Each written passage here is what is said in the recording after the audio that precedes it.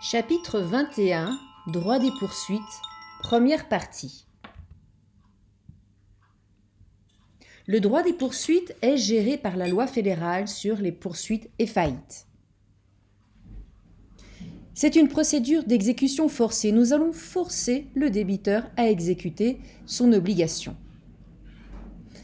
La loi sur les poursuites et faillites ne concerne que le paiement d'une somme d'argent ou de constitution de sûreté. Ici, vous voyez le site Genevois des poursuites et faillites. Vous avez des onglets ici, des endroits surlignés pour pouvoir avoir toutes les informations concernant tous ces sujets. La loi sur les poursuites est une loi fédérale, ça veut dire qu'elle régit cette matière dans toute la Suisse. En revanche, ce sont les cantons qui sont chargés d'organiser les offices de poursuite. Donc nous avons un office par canton. À Genève, il se situe ici, à la rue du Stan. L'office est un intermédiaire. Il ne va pas agir ni contre le créancier, ni contre le débiteur. Il est entre les deux et il reste neutre. Les frais pour cette procédure sont à la charge du débiteur. C'est lui qui va devoir payer. Mais attention, c'est le créancier qui fait l'avance des frais au moment où il engage des poursuites. Il se fait rembourser ensuite. Les modes de poursuite. Vous voyez qu'ici, nous sommes dans des articles qui sont dans la loi sur les poursuites et faillites. Nous avons d'abord la saisie. La saisie concerne les débiteurs qui ne sont pas inscrits au registre du commerce. Ce sont les personnes physiques.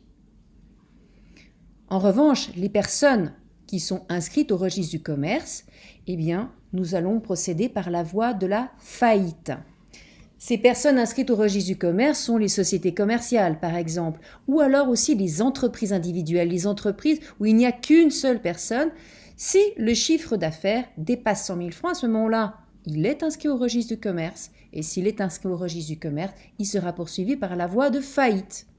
Je disais société commerciale, nous en avons quelques-unes ici. Société en nom collectif, société à responsabilité limitée, société anonyme, coopérative, etc. Les fondations et les associations sont poursuivies par voie de faillite si elles sont à but commercial. Dans ce cas-là, elles sont inscrites au registre du commerce et elles sont poursuivies par voie de faillite. Nous avons une troisième procédure qui est la réalisation de gages. C'est quand une créance, une dette, est garantie soit par un objet mobilier, soit par un objet immobilier.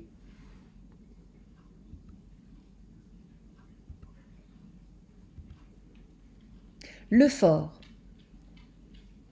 Le fort de la poursuite est l'endroit où l'on va engager les poursuites. Pour une personne physique, c'est à son domicile légal. Nous n'avons qu'un domicile légal. Si nous habitons à Genève, ce sera là que nous serons poursuivis. Si nous sommes à Zurich, ce sera à Zurich que nous serons poursuivis. Pour les personnes morales, c'est aussi à leur domicile. Mais pour les personnes morales, on appelle ça un siège. En cas de réalisation de gage, pour le gage immobilier, c'est au lieu de l'immeuble. Pour le gage mobilier, c'est à l'endroit où est le meuble aussi, mais par définition, il peut bouger. Donc, on peut aussi poursuivre au domicile du débiteur.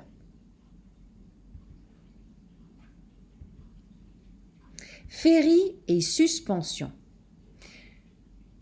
Pendant les féries et les suspensions, on ne peut procéder à aucun acte de poursuite. Mais quelles sont ces féries et suspensions?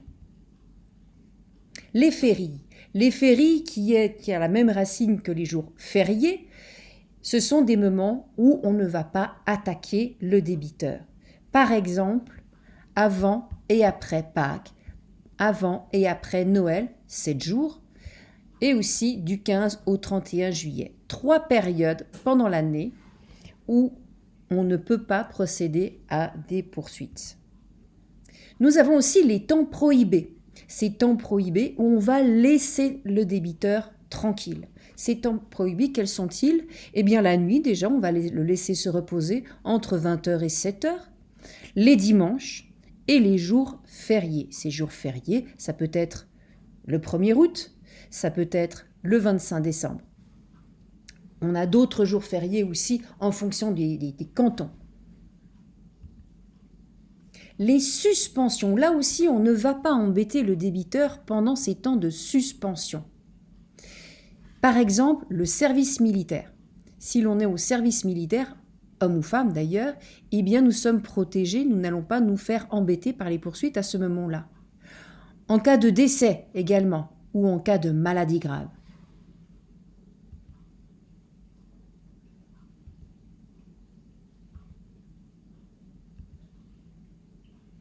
La procédure préalable. Alors il faut savoir qu'une procédure préalable est prévue pour les 3 sortes de procédures, pour la saisie, la faillite et la réalisation de gages. Cette procédure préalable, c'est le tronc commun. Le tronc commun qui va précéder ensuite soit la saisie, soit la faillite, soit la réalisation de gages que nous ne voyons pas dans ce tableau-ci. Elle commence à chaque fois par la réquisition de poursuite, mais nous verrons ça dans une prochaine vidéo.